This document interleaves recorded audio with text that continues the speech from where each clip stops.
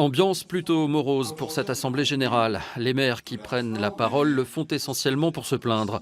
Pas assez de moyens financiers, insécurité ou encore la disparition de perceptions, conséquence d'une énième réforme des services publics qui impacte particulièrement les territoires ruraux. On ne va pas fermer des services en plein milieu de Clermont ou dans une agglomération ou une grande ville.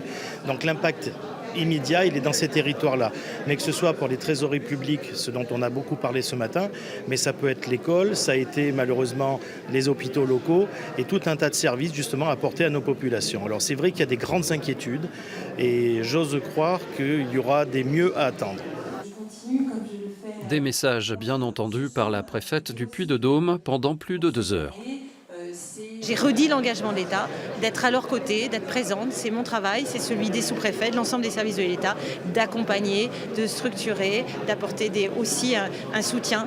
Mais j'ai dit aussi, je crois que ce message il est important, que les maires sont des faiseurs de cohésion et sont un élément très important sur le terrain. Et nous avons besoin de travailler ensemble.